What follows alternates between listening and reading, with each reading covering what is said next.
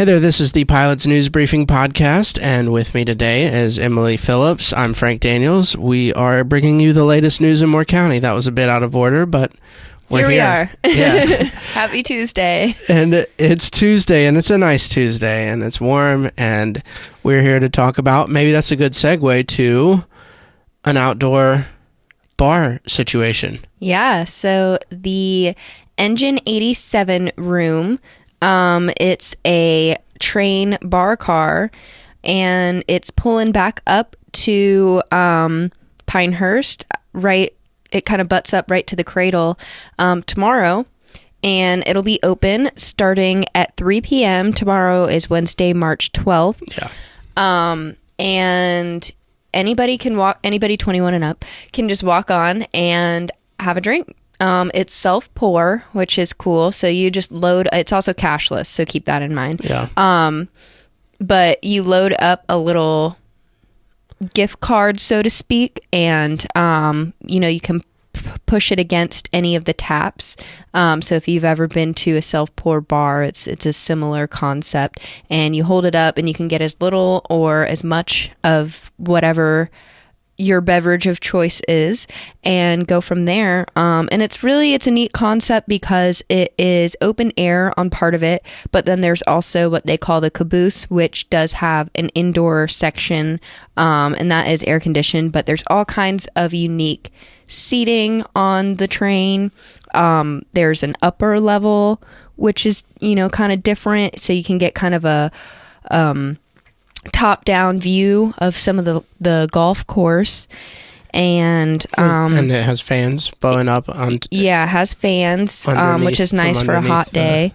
And it's all by the Aberdeen Carolina and Western Railway company, and you might have seen their trains around. They some of the more iconic ones are a bright magenta and yellow color, which is the same color scheme as the Engine 87. Yep. And they'll be there all summer and indefinitely. Maybe not in the colder months, but yeah. Yeah. And just in case, because I had never been to a self-serve bar before going and talking to them a few months back, there are screens at each of the taps, and there are taps situated throughout the structure. So on each of the upper level seating areas, which are, about 5 feet by... maybe a little 5-7 feet by 10 feet or something like that. Yeah, you could probably fit 10 people. 10 people. Yeah. So there are taps up there. There's a big main tap down where you buy or fill the card up. There will be at least one bartender there, so they'll get you situated with checking your ID, filling your card. And then there's beer, wine, and cider. And where the different taps are, it's indicated on the little screens. But they have some different options depending on where on the train you're at. So that's kind of fun, too. You can kind of mosey around and figure out where you want to sit and see what's on tap where. So yeah, it's a nice bar, car situation. It's a great structure. You can even walk into the engine room that they've stripped of equipment, but it's still an encased area you can check out. Yeah, it's kind of like a novelty bar experience. Yeah. But there's not usually a cover to get on. Has there ever been? I think when there's events occasionally. I think maybe it was but closed. On a regular day, you can just walk on. Yeah, because to that point, it was kind of a private situation during the U.S. Open. Yeah.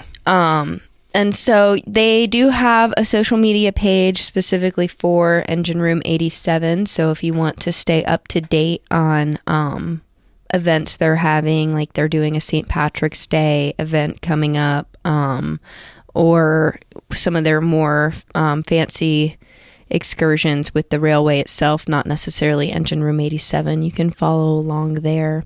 And they also do small bites now. You can order pizza and pickles. Oh, nice. And nuts while you're there. Useful. Yeah. Handy. Yeah. So that's kind of a new thing that if you had previously experienced or kind of walked on to the bar car, that wasn't there before, but now you can do that. Awesome. Well, let's head over down to Aberdeen. For the new location of the My Gym Sandhills organization, I guess, but Business? My Gym Sandhills. Yeah. And it's Laura Pena and Robin Breckel. I actually don't remember exactly if there's a nuance to that last name. I'm sorry that I mispronounced it, but they have just opened up enrollment for the new location after closing down for a period of time because they couldn't renew their lease over at the Pinehurst Avenue location, but they also were looking to expand anyway. So I was going to say, this is a much bigger space, yeah. Yeah, so, yeah, but they were at about 2,000 square foot squeet before, 2,000 square feet before, and I think they're closer to, like 10 times that. Yeah, it's a huge difference. And tell us a little bit about some of the new programs they're hoping to add there. Oh, they will continue to have their more large, like bigger kid classes, which I have to say, I have to mention them as opposed to jumping into the newer classes because I would have loved to have had a ninja class when I was a kid. Yeah. So yeah, I guess a little bit of background about My Gym Sandhills. They do all kinds of different gymnastic sort of programs and very like exercise based classes, I guess you'd call them, but it's not necessarily for competition. It's not competition classes at all. And I'm not sure if I have it right or not, but you can just sign up for like individual classes, right? Actually, I don't know about that. That's a great. It might depend on what the class is. I think it does. Yeah. Because I know some of them are, the typical model is, right. You sign up for a month or whatever. Mm-hmm. So one class, one collection of classes. So when I say class, I mean 6 weeks, all on Tuesday or whatever. But they see a variety of age ranges. All the way up to 10 is what My Gym, the national organization, that's their cap. Yeah, which is it's neat. It's definitely a different type of concept for a kid's gym, and they also all different age ranges because they even go down to like almost newborn, but those are parent and child classes together. So they have like a rig up on the ceiling, and they'll hook in like a swing, and so you can put your child in the swing and just get some exercise, work on motor skills, and just kind of connecting with your child in a different way. And then they move up into the independent classes, is what they call them, like the ninja class, the gymnastics class, and they'll do dance, because Laura was a dancer.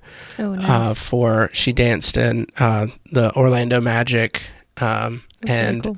Hong Kong Disney, although it said entertainment. She worked at Hong Kong Disney, but I'm not sure if she was a dancer there or not, but she worked in dance before starting in My Gym, even before she moved here, but yeah, and so the new space, it's down in Aberdeen, in the complex, kind of with like the Texas Roadhouse, not back behind there. It's called the Town and Country Shopping Center. So I always say the license plate agency, but Texas Roadhouse is probably the better one because it's right on the road. Yeah. So. And a lot of people use the internet for license plate agency stuff nowadays. Sure, yeah. But the the enrollment's open, and it's open for summer classes too, right? Yeah, that opened up beforehand, so they just opened this past week, regular class enrollment. Okay. But back to part of the space is there are 2 doors. So what their plan is to make a separate space out of part of the interior and have a dance, a more dance, like a, I dance don't want to say studio? real, but yeah, like a dance studio, a specific dance studio that Laura can have dance classes, and maybe that'll evolve into something that could be competitions at some point, but she wants it to be a dedicated space for dance studio, and they're really excited about using that space as well, maybe, of course, at different times, but also for what they call, actually, I don't remember the word for it, but it's basically a daycare, like... Oh, like a short-term drop-off. Yes, so you can drop your kids off for a short period of time, not a full daycare day, because it's a My Gym program, and the program isn't part of... It's not going to be a licensed daycare, so they can't... It'll be like a temporary service, like gone for an hour sort of thing. So, and the reason why I make that distinction is because you have to be a licensed daycare to take for an extended period of time. Sure. But they will be doing things that are basically learning through play activities. So it'll be focused on enrichment. Yeah. Yeah. And how long have they been here in the Sandhills? Since 2020, they opened up during COVID. Okay.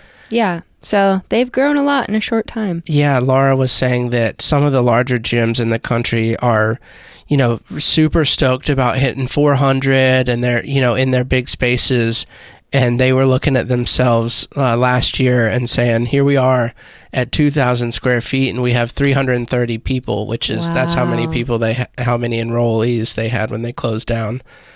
And so they hope to hit 400. Yeah.